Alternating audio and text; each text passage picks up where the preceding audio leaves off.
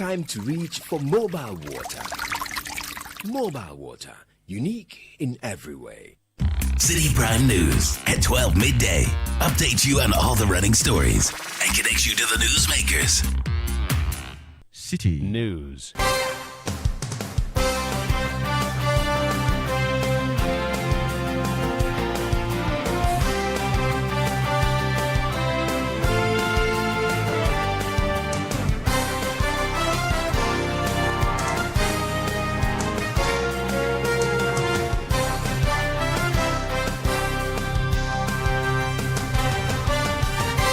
.3 Citi FM. This is the Citi Prime News. We're broadcasting live from our studios in Accra. I am Charles Owusukumi. Coming up this afternoon, President Mahama marks 1 year in office, describing the period as tough while promising policies that will deliver tangible benefits to the people. We have taken difficult decisions. We have undertaken difficult reforms. We've laid the foundations that may not yet be visible, but are sustainable for the sustainable progress of our country. Meanwhile, inflation drops again, ending 2025 at 5.4%, marking the 12th consecutive month of decline. This result is significant. It is also the lowest inflation rate since the CPI was rebased in 2021.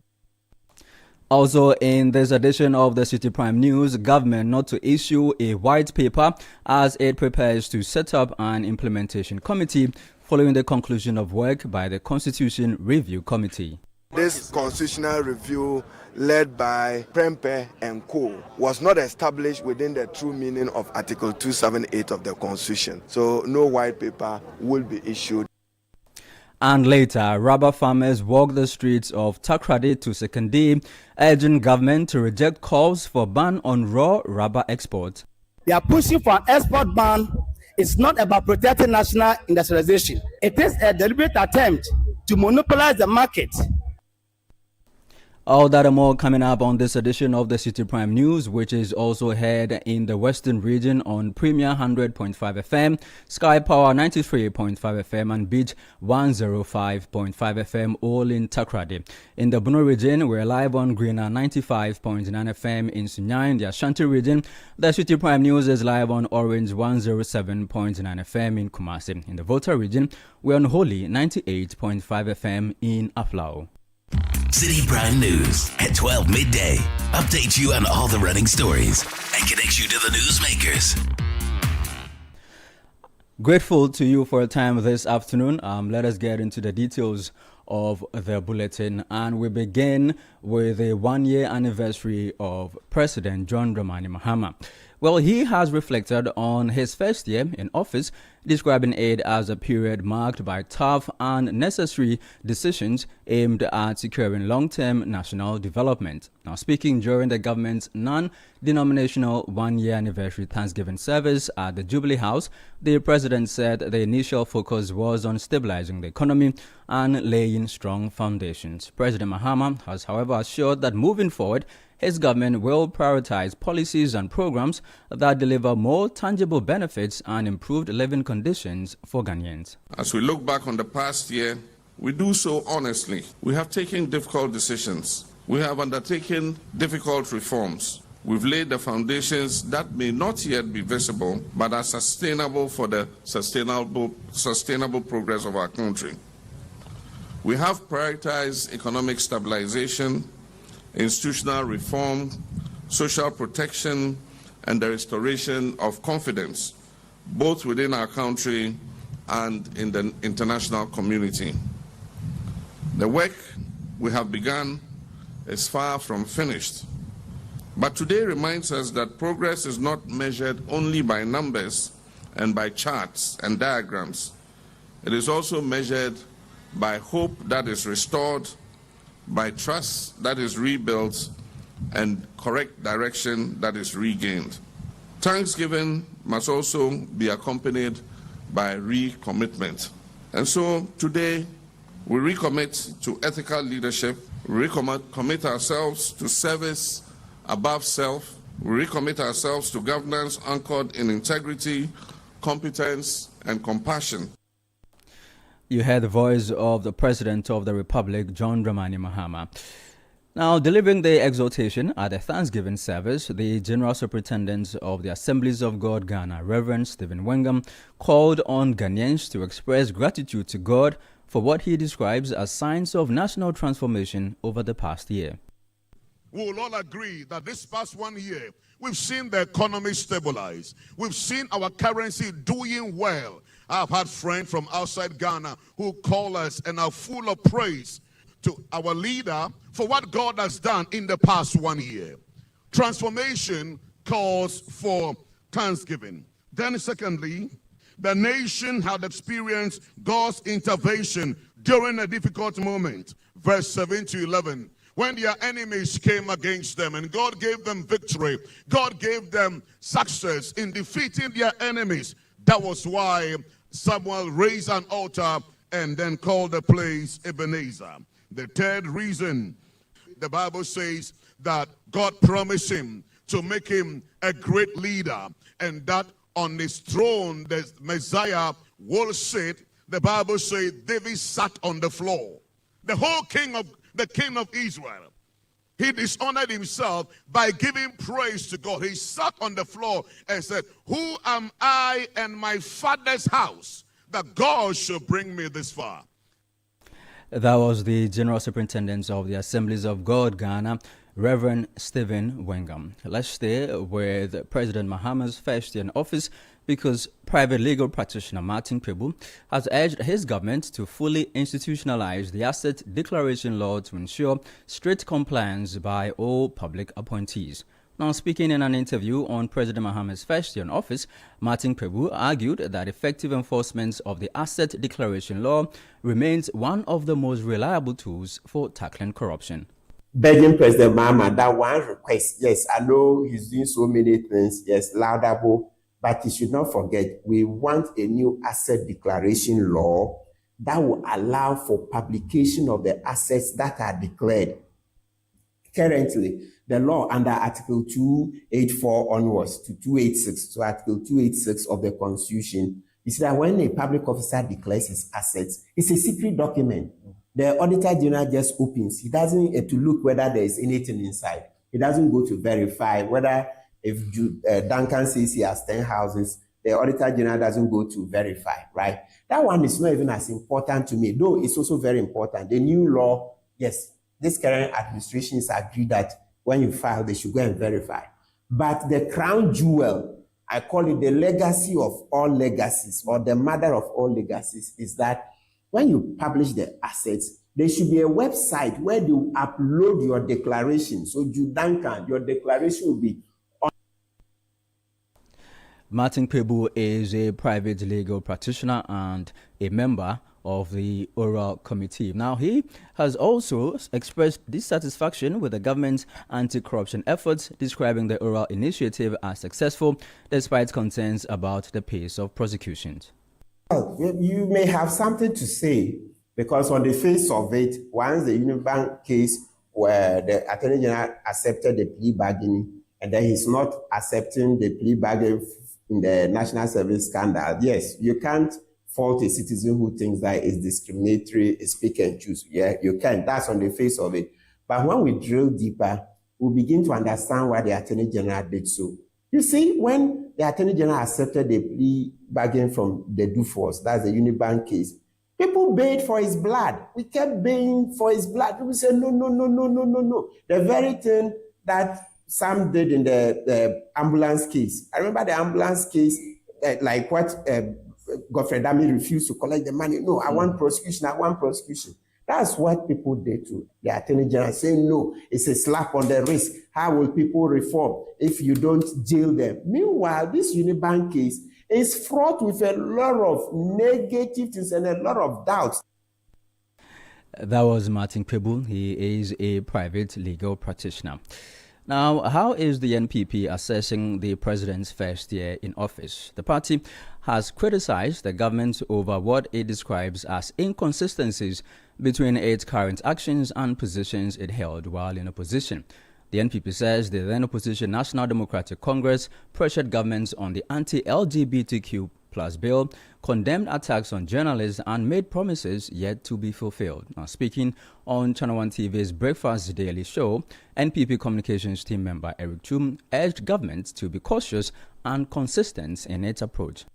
But my reality, of course, and the reality of Ghanaian people is that whatever has been promised and what is actually being done, I mean, has, like I said, clear departure from the promises. Then, of course, you have issues to do it. A couple of days ago, there was this assault on this journalist.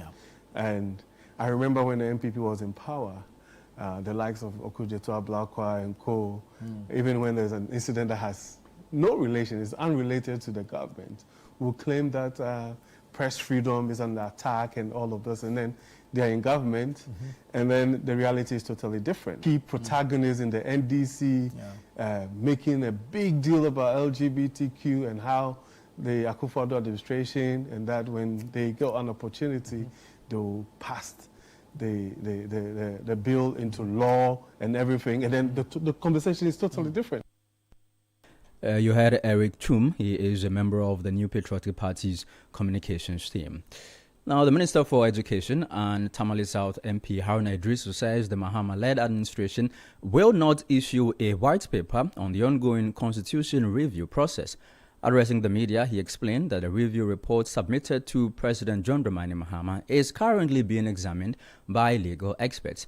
He adds that a Constitution Review Implementation Committee will soon be established to oversee the next steps.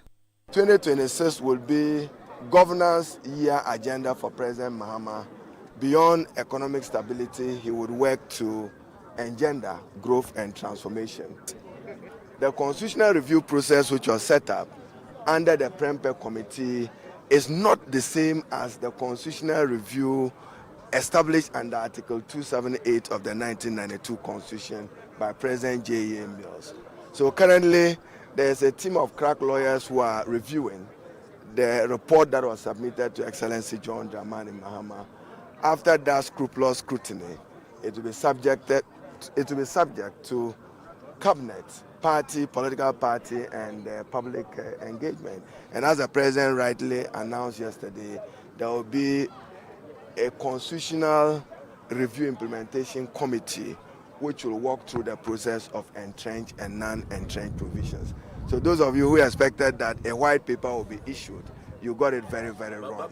This Constitutional Review led by Prempeh and co was not established within the true meaning of Article 278 of the Constitution. So no white paper will be issued in that respect. You heard the voice of the Minister for Education and the Member of Parliament for Tamale South, Haruna Idrisu. Now, the Office of the Attorney General and Ministry of Justice says it received the docket on investigations into Akwanta Mining Company Limited only in September 2025, although police investigations began in 2022. The disclosure followed a right to information request by a private citizen, lawyer Jonathan Owusu Asare. According to the response, the Criminal Investigations Department commenced investigations after petitions by Ken Ashigbe and Martin Pebu over alleged illegal mining in the Tano Nimri Forest Reserve. In some other news, the Dombo family has denied claims that it has endorsed Dr. Brian Acheampong in the ongoing New Patriotic Party flag bearership contest. Now, this follows a publication by the Ghanaian Chronicle, which alleged that the family of the late S.D. Dombo, a revered figure in the history of the NPP, had thrown its support behind Dr. Acheampong's candidacy. However, in a statement, the Dombo family described the publication as a palpable falsehood, stressing that it has long supported Dr. Mahmoud Bawumia. Here are excerpts of that statement read by my colleague Samuel Akom. At no time has the Dombo family endorsed or supported the New Patriotic Party flag-bearer aspirant and Member of Parliament for Abetifi, Dr. Brian Acheampong, in relation to the party's flag-bearership contest scheduled for Saturday, January 31, 2026. The headline, as published, is inaccurate and does not reflect our publicly stated position, convictions, or values. For the avoidance of doubt, the Dombo family's position has been clear, consistent, and grounded firmly in principle. Our public interventions have always been in defense of vision, character, and conviction in leadership. In that regard, we have openly and deliberately expressed support for His Excellency Dr. Mahmoud Bawumia based on merit, intellectual depth, resilience, and demonstrated commitment to the long-term development of Ghana. Any attempt to reinterpret this principled position to suggest support for another individual is a distortion of fact and a misrepresentation of our views.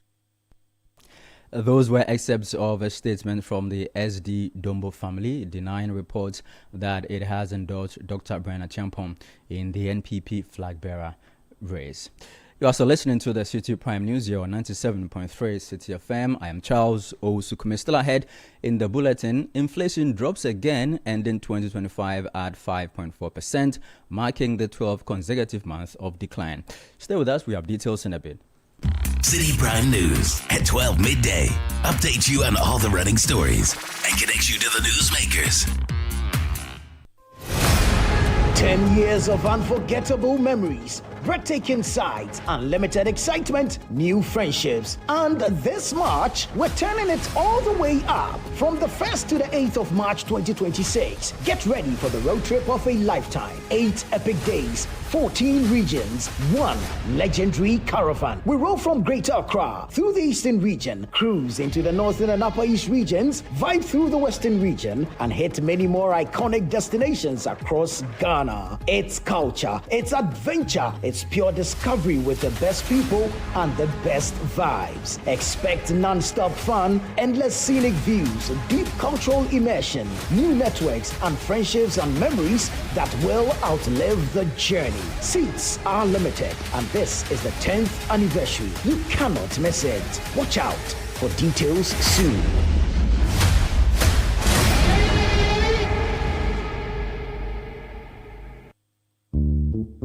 In Ghanaian parlance, Agrobesa, Efri Anopa. To wit, if the festival will be entertaining, it starts from the morning.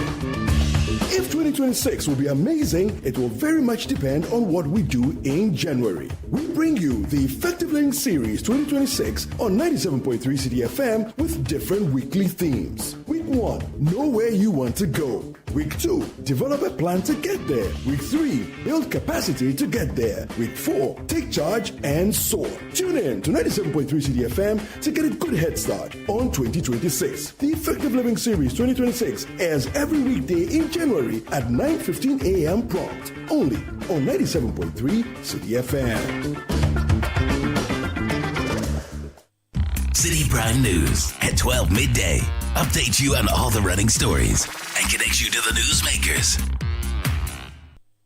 You're welcome back. This is the Citi Prime News on 97.3 Citi FM with me, Charles Osukumi. We're broadcasting from our studio in Accra. In the northern region, the news is on Dasuma 99.1 FM in Yendi. In the Upper East region, we're on Word 88.3 FM in Zwarungu.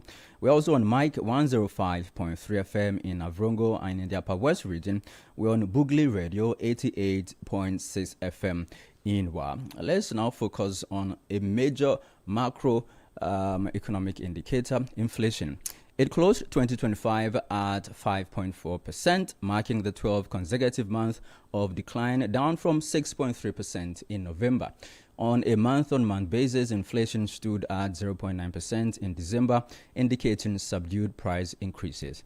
According to the Ghana Statistical Service, the disinflation was largely driven by easing food prices, with food inflation dropping to 4.9% from 6.6%. Here is the government statistician, Dr. Alhassan Idrisu, with highlights of the data. This means that, on average, goods and services cost 5.4% more than they did in December 2024. This result is significant. It is also the lowest inflation rate since the CPI was rebased in 2021. This steady decline signals sustained shift toward price stability and improving macroeconomic conditions.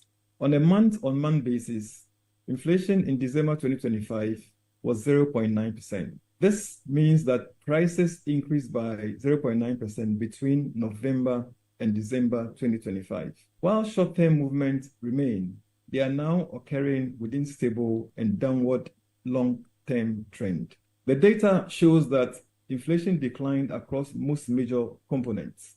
food inflation, non-food inflation, goods inflation, and inflation for both locally produced and imported items all eased compared to November 2025 and December 2024. That was the government statistician, Dr. Al-Hassan Idrisu. Away from inflation, the Ghana Rubber Farmers Association, together with rubber buyers, have petitioned the Ministry of Food and Agriculture to reject calls by rubber processors for a ban on the export of raw rubber. The petition followed a demonstration that began in Takoradi and ended in Sekandi, where the group presented its concerns to the Western Regional Minister, Joseph Nelson. Outlining the group's position, General Secretary of the Ghana Rubber Farmers Association, Michael Nyakum, urged the government to disregard calls for a ban, describing the proposal as a calculated attempt to monopolize the market. We wish to state categorically that these claims are false, self-serving, and do not reflect the realities of Ghana's rubber industry. The pretense of industrialization, the so-called processors, whom we call dryers, because they are not in actual fact processing rubber in Ghana. They are pushing for an export ban. It's not about protecting national industrialization. It is a deliberate attempt to monopolize the market, suppress competition, and force farmers to sell rubber cap plums at artificially low prices. We want the President of Ghana, His Excellency John Dramani Mahama, to hear from us that RUFAC is not against raw rubber processing or processes. In fact, we highly recognize them as critical partners in the industry. However, we expect that support fair competition, lawful regulation, and inclusive industrial growth. We are asking the so-called dryer company to answer this simple question. It is not a PhD question, simple question. Why can processors not offer higher prices for cap loans than exporters? Why can't they offer higher prices than the exporters? Why? And we are saying, why? Well, that was the General Secretary of the Ghana Rubber Farmers Association, Michael Nyakum. Let's now shift focus to crime. The Kade Circuit Court, presided over by His Worship George Davis Ofori, has remanded 5 suspects arrested over the alleged assault of a teacher at Kade Senior High Technical School. All 5 pleaded guilty in open court. 3 of the suspects, who are above 18 years, were remanded into prison custody, while 2 minors were remanded into police custody. They are to reappear on January 20, 2026. Eastern Regional Chairman of the National Association of Graduate Teachers, Godwin Awunojevu, welcomed the ruling and announced the suspension of the union's planned strike.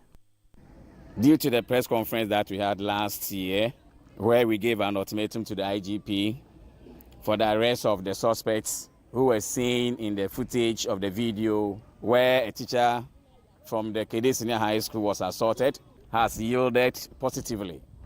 Yesterday, the police team from the cybersecurity, in conjunction with the Kede police, were able to arrest 5 suspects. Because of the arrest of the 5 suspects, our intended strike, the sit-down strike that we intended to have, has been put on hold, because the IGP has given a listening ear to our call, and we must recommend him and his team for doing a very good job. Now, the Eastern Regional Chairman of NAGRAD also commended the Inspector General of Police, Christian Tete Yohuno, and the Ghana Education Service for their interest and swift response in the matter. When courts sit on that matter, I think the judge will not mince his words. As he indicated, you could say that he is a man of principle, a man who wants to uphold discipline in our institutions, and we must recommend him for that.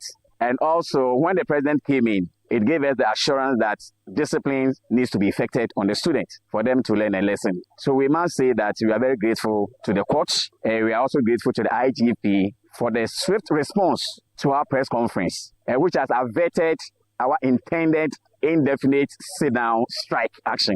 And I must also recommend the Director General of Ghana Education Service, Professor Davis, for his positive action taken. That was the Eastern Regional Chairman of the National Association of Graduate Teachers, Godwin Awunojevu. Now, Class Media Group journalist Samuel Adob, who was allegedly assaulted by personnel of the National Fire Service at Kasua New Market, has been invited by the police to identify the officers involved. The incident occurred on January 4, 2026, while he was covering a fire service operation. The police say the identification exercise forms part of ongoing investigations after he lodged a formal complaint with the service. Let's now focus on water. The Ghana Water Limited says irregular water supply in parts of Accra and other urban areas can be better addressed through consistent feedback from residents. This follows complaints from residents in areas such as Spintex, Bachona, Teshi and Ngwa over limited access to water, with some noting that private vendors are charging exorbitant prices. Now speaking on the Citi Breakfast Show, Director of Communications at Ghana Water Limited, Stanley Mate, attributed the water supply challenges in areas like Spintex, Teshi, Nungwa to the shutdown of the desalination plant over maintenance and contractual issues. Now that the desal plant is off, we've had to share the water from Pong with all these areas, and that is what has caused the challenges in the system. We shut it down for maintenance issues, and then some legal obligations that both parties are expected to honor. The government is supporting the GWCL to ensure that everything goes on as expected. So maybe within the very near future, we should have water. I'm reluctant to mention specific dates because these are discussions ongoing.